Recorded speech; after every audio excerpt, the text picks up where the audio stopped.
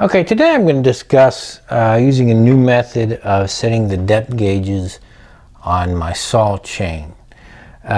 Most people know that work with saws that you need a clearance of approximately 25 to 30 thou between the top of the cutting tooth, the working corner, and the top of the depth gauge itself.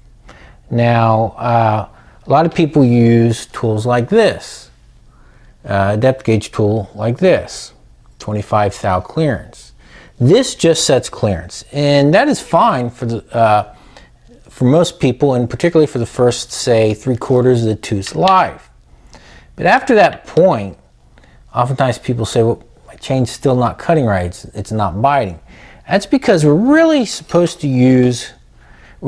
not looking for a clearance. We're looking for an angle, and that's approximately 6.1 degrees for your average cutting chain in hardwood. In softer wood, you can go down to about 7. And if you have a really strong saw like a Portage 395 XP, you might even go a little lower than 7. Some people go as low as 8, 9. That's a lot. So I recommend using a tool like this. This is from Husqvarna. It has a hard, hope that focuses, hard setting and soft. And what this is a progressive depth gauge for your saw here, or for your chain. And what this does is actually follow the angle of the tooth. Because as you can see, well, I don't know if you can see on this video, but if you look at your saw chain, the tooth slopes downward as you go backwards, and as you file, the height of the tooth gets lower and lower. That's why you have to compensate by removing some of the top of the depth gauge. But the problem is as you go and file the tooth back, and back, you actually start to need a lot more clearance than 25 or 30 thou. That's why you need to look at the angle at that point. That's why these progressive depth gauges work so well, because this does not, well, I had this set up for something else I'll show you in a second. But this does not go on clearance, okay? It doesn't go on just measurement. It goes actually on angle, approximately 6.1 on the hard setting, and I think right around 7 on the softwood setting. And this, as you can see, as you file the tooth back, this angle gets shallower and shallower. This moves the top of this down, and then of course the top of the depth gauge is going to be sticking up higher, so then you remove that. But there's another way. If you don't have that tool, or you want to get real particular, it's using a level box. And what I do is I set this on here. You have to have a bit of a clearance. Set this on here, and I zero it out. And we'll see where this stock chain is. A lot of stock chain, and the depth gauges aren't really set quite right, because each tooth is a little different in length, and they're not that particular. So a lot of time out of the box, these new chains don't cut real good. This is a steel RS chain. Let's go ahead and put the box on here and see where the angle is. Okay, there we go. Well, that's actually right around 5 degrees. That's a little high from the factory. So what I'll do is I'll go ahead and file this down to get 6.1 degrees.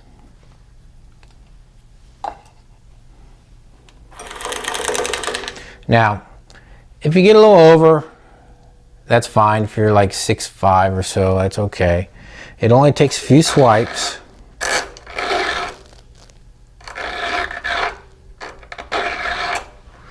And then I like to go ahead and check. This is a very tedious way, and I don't recommend this for general use.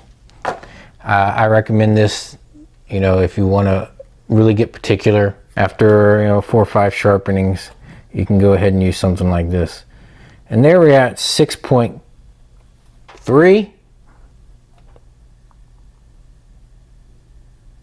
6.2. So that's just 1.1 of a difference than what I was looking. It only took a few swipes. That's really your proper angle. Now, depending on the saw, you know, and the length of bar, I'll increase that to about 7. I usually go for about 7. But 6.1, 6.2, that is a very good, pretty much factory angle you're looking for. And when you get into a well-used chain like the one I'm going to pull up here, that a regular non-progressive depth gauge was used on, you're not going to have a 5 or 6 degree angle. You'll probably have something like a 3 or 4. We'll see.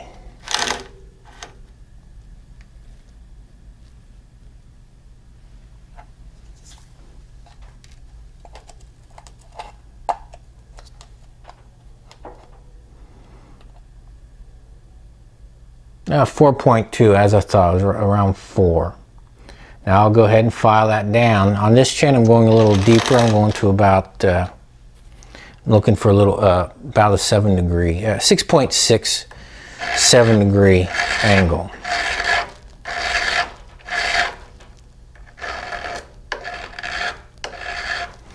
Now, generally speaking, you don't have to really round over the depth gauge too much, especially when you're first filing it. But after a while, if it just becomes a real flat spot or kind of square, you do want to round that over a little bit. Let's see where I'm at now. 5.3. Yeah, right at 5.3. So it needs a little more removed. Again, this is tedious, and I don't recommend it for everyone. But if you're doing real precision work and you want a real fine finish, like maybe if you're milling or something, I would see this being very useful. And I didn't come up with this method, by the way. That's 5.8. 5.8. Different guy, I think. He's on the forums. I think his name is Bob. He actually came up with this idea. At least I think he came up with that. Maybe someone else did before him. I don't know.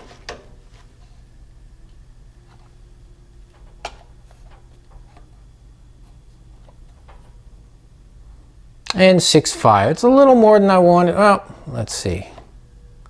Take a couple readings here. 6.6.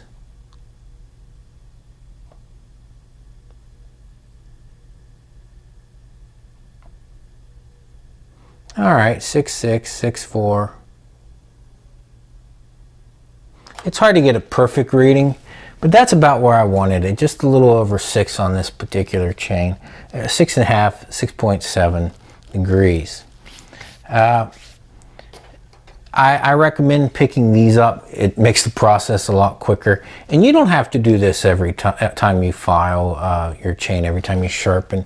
That'd be ridiculous to do this every time. This makes things a lot easier. You just sit this on here, you put it over the depth gauge on the tooth, and of course this wood won't be here, and you just go ahead and file that until it's flush, and you're done. And this is only like $6. I got it off of eBay. They have it for 3/8, 325, 3/8 low pro, and 404 I believe as well. And this is really the way to go. If you want to get real particular, get one of these little level boxes and get a setup similar to this. And I recommend a longer bar. I'm just using this to demonstrate because a longer bar has a bit of a flatter profile, because that does change the angle, the profile does. But anyway, this will give you, 6.1 degree angle. Will give you a real nice smooth cutting chain in hardwood. Softwood you can go to about 7 degree angle. I do not really recommend these gauges. This is good for the beginning of the tooth's life. After that, this is pretty much useless. Yeah, I see a lot of guys on YouTube and elsewhere giving instructions on how to do depth gauges. Some do it freehand. You know what? That works for them. It works for them. I find you can go way too far, not far enough. You go way too far, the chain gets grabby as could be. Not only is that just hard on you and a bit more dangerous because you have an increased risk of kickback, but it's hard on your saw. You'll rock the bearings out of it. And that steel tool, a lot of guys on YouTube and the internet are promoting these days. It's like a 2-in-1. It has a file and a depth gauge file on it, and it just rides on a couple different teeth and takes the depth gauge down as you file. That's a piece of junk, in my opinion. It's better than nothing. Okay, this is better than nothing. A lot of people don't do anything to their depth gauges. So it's better than nothing. I'm not going to put it down that bad, but get yourself a proper tool like this proper depth gauge tool, and don't fiddle around.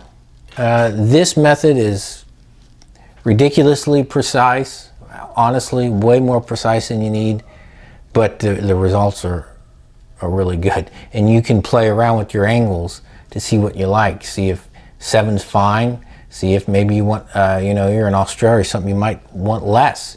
You might want just 6 because your chain will bite too much. Anyway, that's how I set the depth gauges on my chain these days. And most of the time I use this, of course, but I'm experimenting with using a level box, see how it goes. Just because, like I said, this isn't something you do in the field. This is just to play around with the different angles. All right, I'm out of here. I hope you get a little better, you have a little better understanding of it's not just the clearance that you're looking for, it's actually the angle.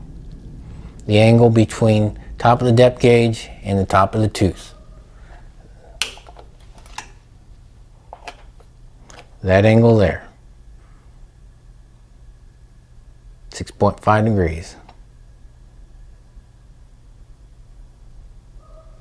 Okay, I'm out of here.